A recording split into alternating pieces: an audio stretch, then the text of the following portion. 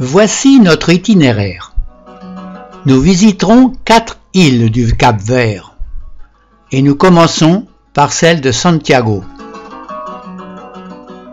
Nous atterrissons à Praia, la capitale, et c'est dans cet hôtel que nous logeons.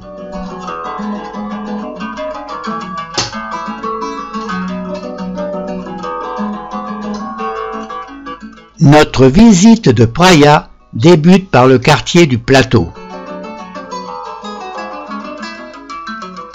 C'est le quartier chic de la ville, avec ses belles demeures coloniales, les bâtiments de diverses administrations et le palais présidentiel. Nous y sommes à l'heure de la relève de la garde, pas aussi folklorique que dans certains pays.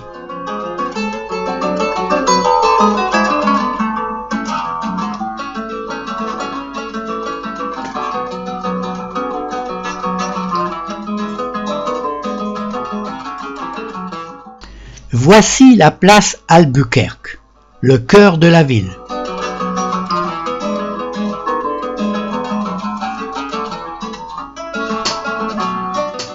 Avec ici un cireur de chaussures très appliqué.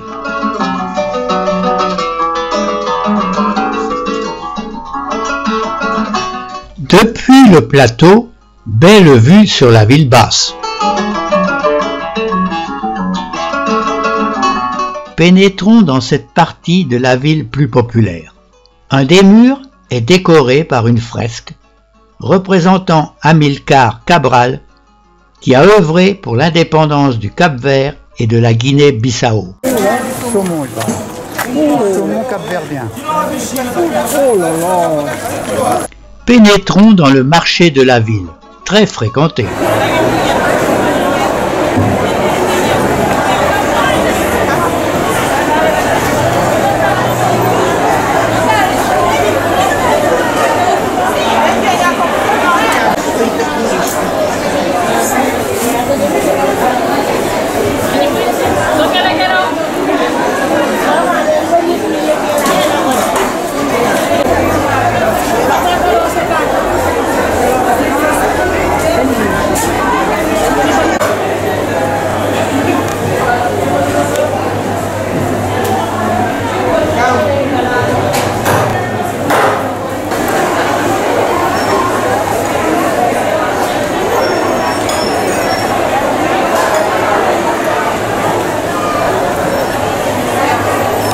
Ici, une marchande prépare son étal pour proposer une restauration aux divers chalands.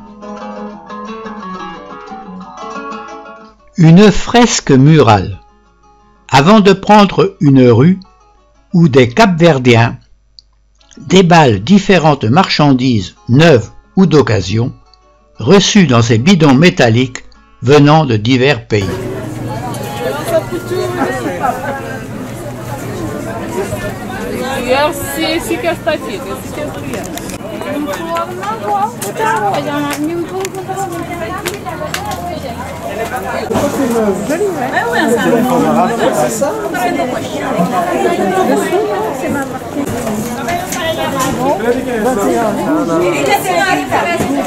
Il y a même une coiffeuse.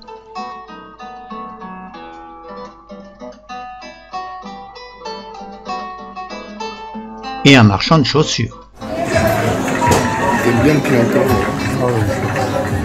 Ça brille. Après le Praia moderne, nous prenons la direction de Ciudad Vella, l'ancienne capitale située à 12 km. Nous commençons par visiter l'ancienne forteresse Saint-Philippe, construite au XVIe siècle pour défendre la ville contre les pirates. À nos pieds, la riche Ribera Grande, cette vallée humide riche en culture.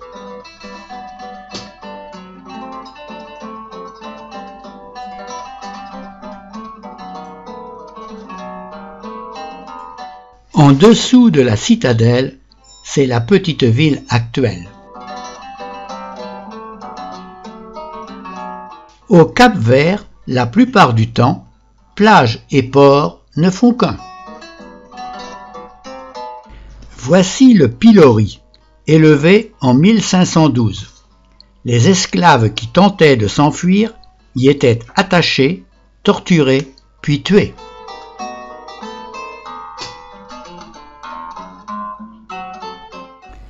Pénétrons dans le centre culturel de la ville et admirons le plafond.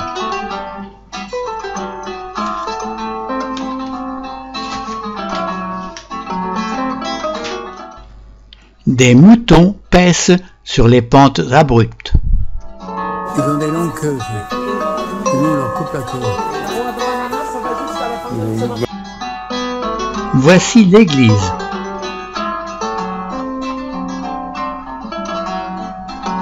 À la décoration sobre.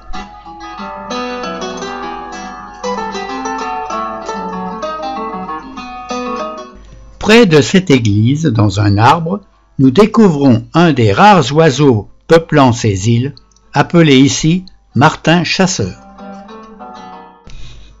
Voici ce qui reste de la cathédrale de l'ancienne capitale, bâtie au XVIe siècle, mais saccagée en 1712 par des corsaires. Le lendemain, nous quittons Praia en direction du nord de l'île, par la route des montagnes, avec une végétation et des panoramas exceptionnels.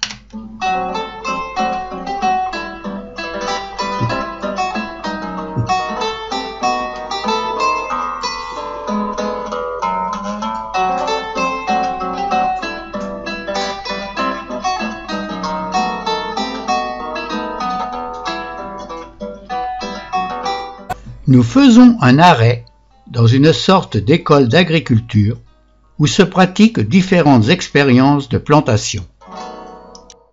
Ici, le travail de la terre se fait à la main.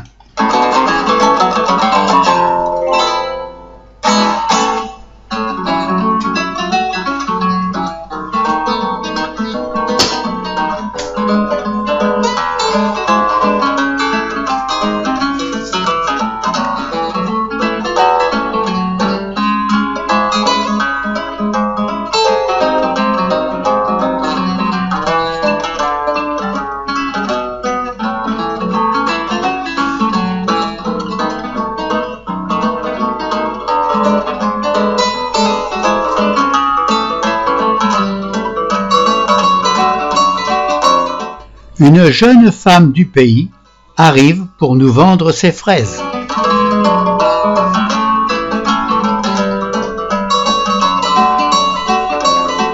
Petit arrêt à Assomada, petite ville du centre de l'île.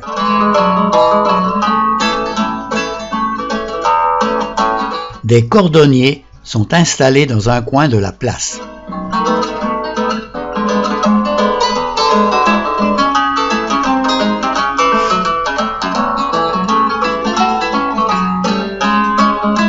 Nous reprenons la route du nord vers Tarrafal.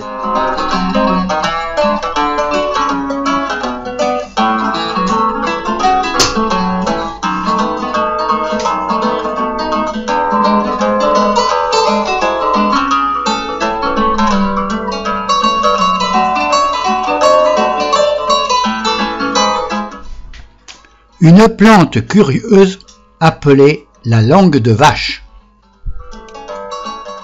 Juste avant Tarrafal, arrêt pour visiter l'ancien pénitencier de Chaobom.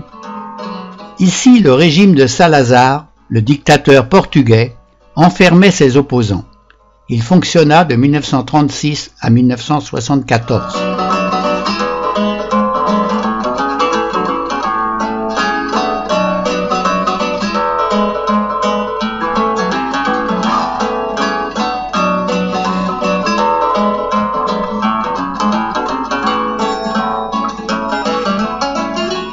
Nous reprenons la route, toujours aussi pittoresque, vers le nord et Tarrafal. Non, c'est un barrage. Un barrage? Ah bon.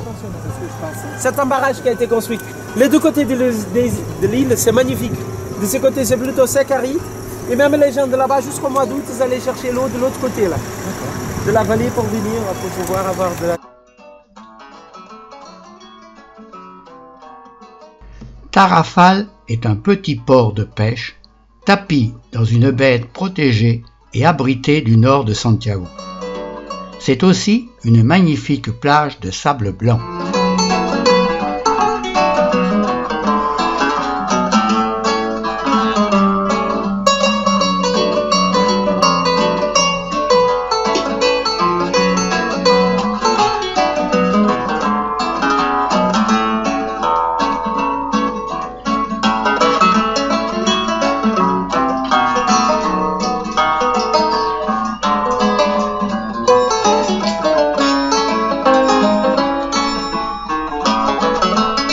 Nous déjeunons dans un restaurant de la ville et en face de nous, nous assistons à l'entraînement d'une danseuse capverdienne. Nous quittons Tarrafal par la route pavée bordant la côte est.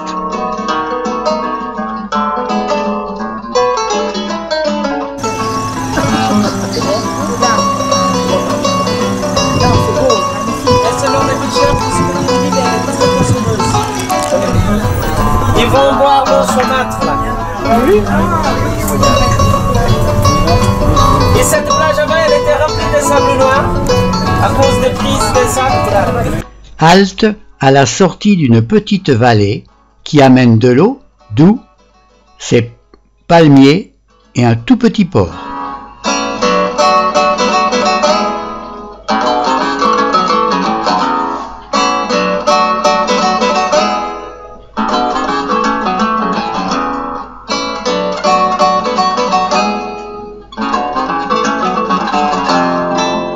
Cette côte est est très rocheuse et découpée.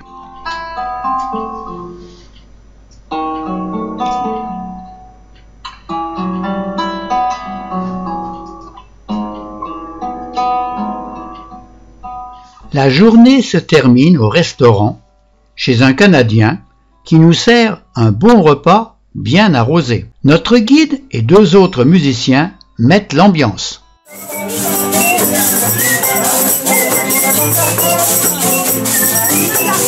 La cuisinière prépare les calamars farcis.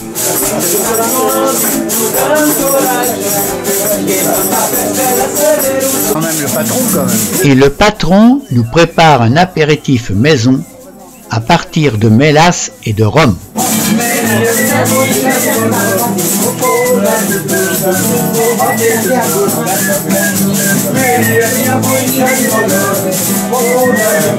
Pour l'entrée, carpaccio de poisson.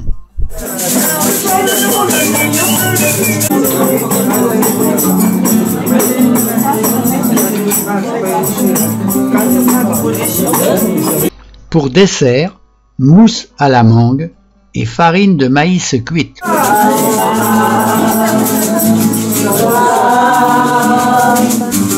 La soirée se termine par le tour de chant d'une capverdienne installée en France.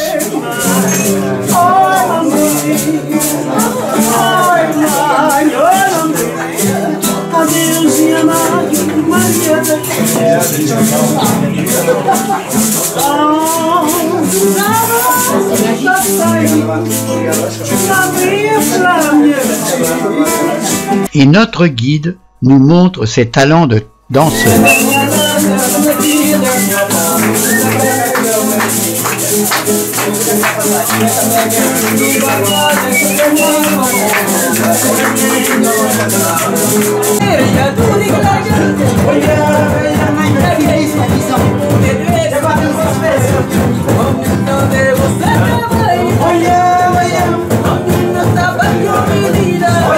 Le lendemain matin, nous prenons un ATR pour nous rendre sur l'île de Fogo.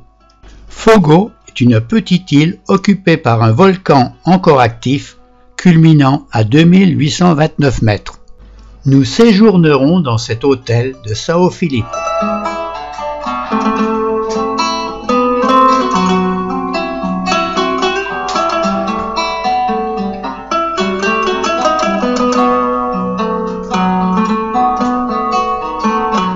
Pour débuter la journée, nous prenons la direction du nord de l'île vers Salinas. Nous sommes stoppés par le défilé d'enfants d'une école qui prépare le carnaval.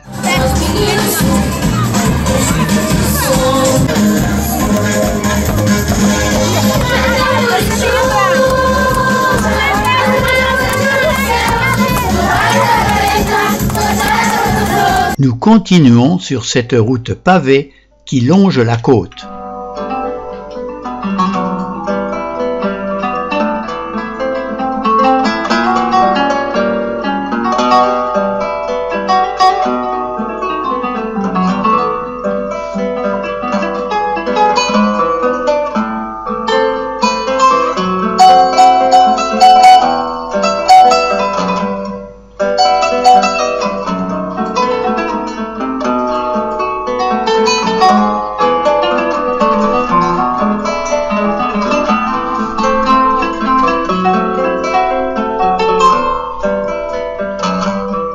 En arrivant à Mostero, où nous devons déjeuner, nouveaux préparatifs du carnaval par des enfants.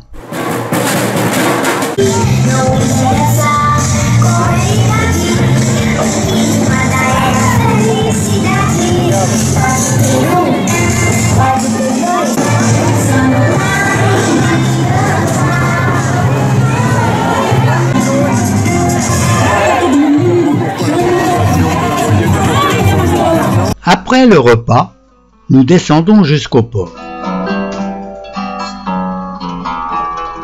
Ça s'appelle au cul du bateau. Au cul du camion. Où nous assistons à l'arrivée d'un petit bateau de pêche. C'est une jolie photo, ça.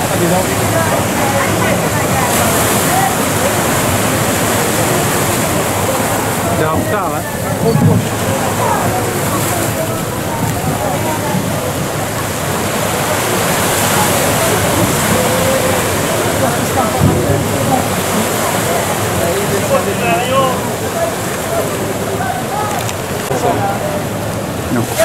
Comme sur toutes les côtes capverdiennes, l'océan est très agité. L'après-midi débute par la visite d'une plantation de café.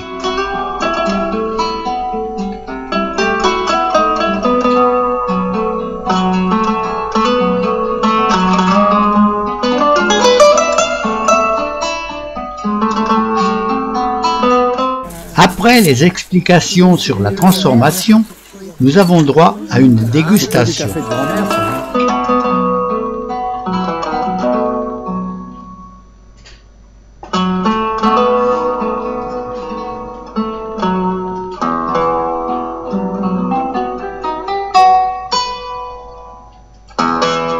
Puis, c'est la visite de la plantation.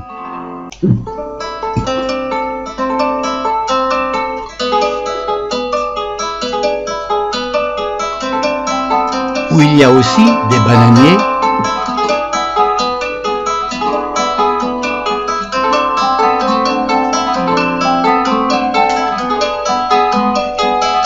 et des manguiers.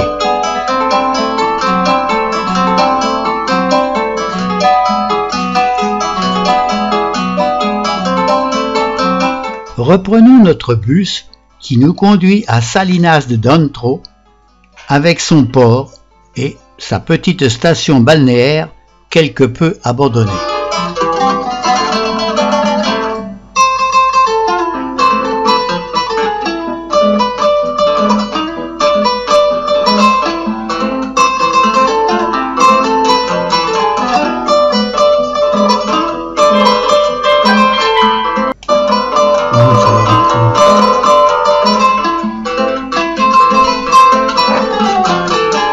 Nous poursuivons dans la campagne de Fogo pour aller admirer un baobab remarquable.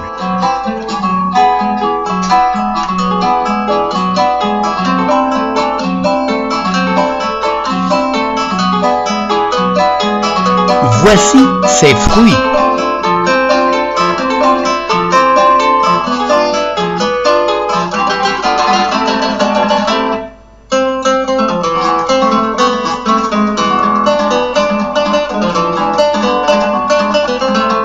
Le soir au dîner, pour l'apéritif, amuse-gueule et mélasse avec du rhum.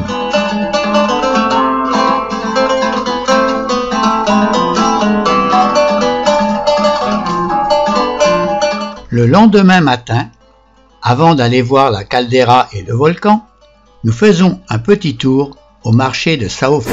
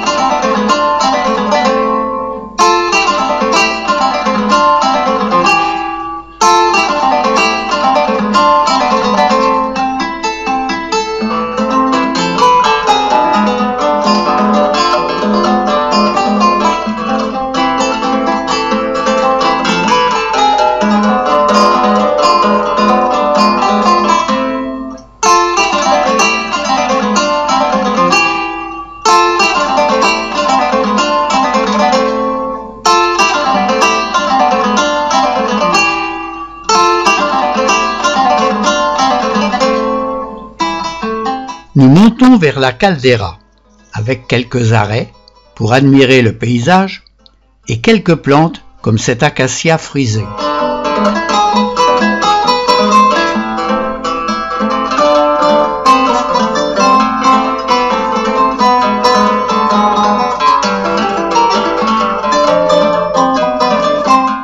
Ici, un jeune récolte de la pouzzolane. On ne plante pas la vigne à 4-5 mètres.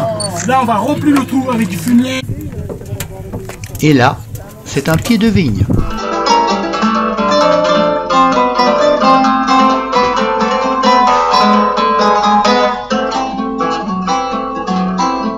Notre guide nous montre un concombre à chèvre ou concombre d'Amérique.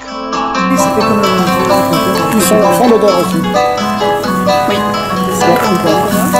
L'odeur, on l'appelle le concombre de chèvre. Ah oui, et une autre plante dont les graines produisent de l'huile.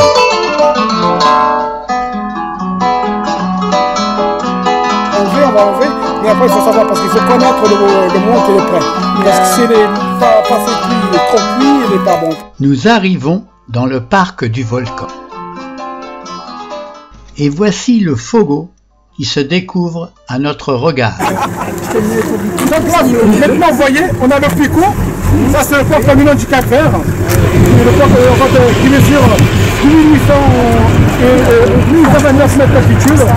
On a l'impression que c'est tout petit, mais là-haut il y a quand même un cratère de 500 mètres de diamètre et 180 mètres de profond. Et là-haut, on voit les activités, on voit Et c'est bien, il y a un petit nuage dessus. Et ça fume, et après on voit des...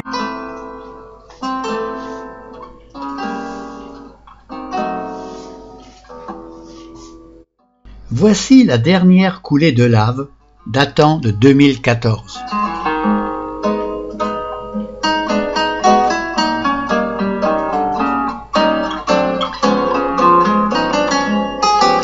Cette coulée a submergé la route et il a fallu installer une déviation sur la gauche.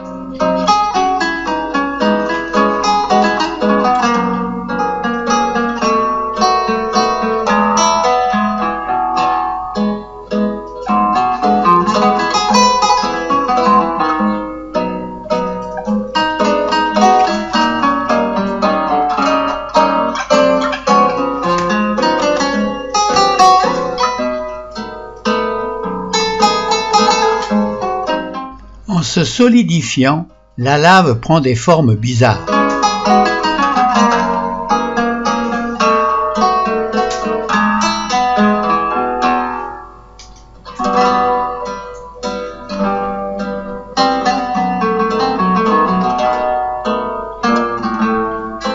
La coulée de 2014 a recouvert le village et les habitants ont dû creuser pour retrouver le contenu de leur maison quand la lave a été refroidie.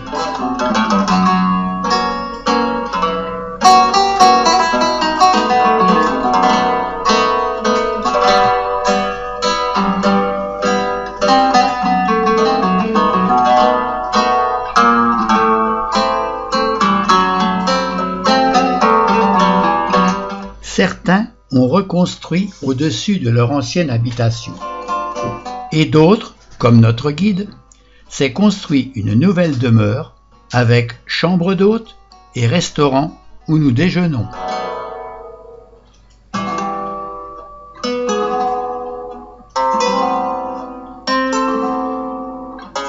Voici la fresque qui orne la salle de son restaurant.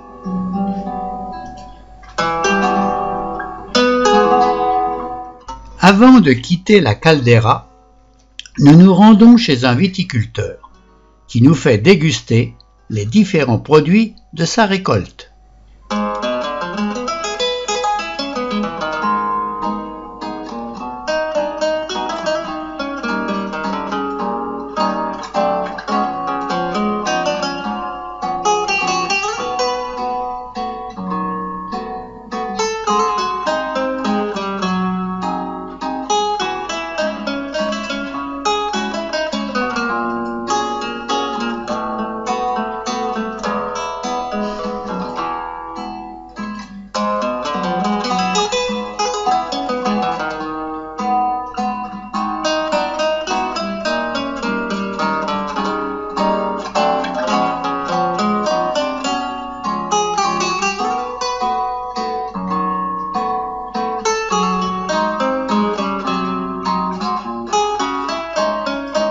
Le lendemain matin, visite de São Filipe où nous séjournons.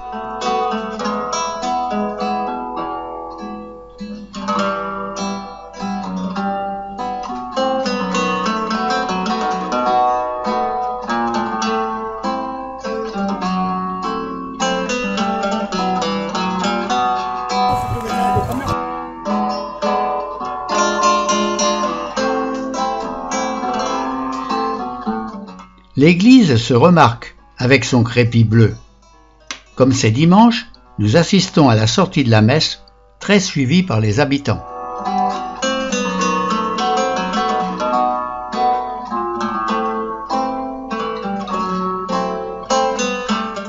Sur la place centrale, remarquons une statue d'un jockey.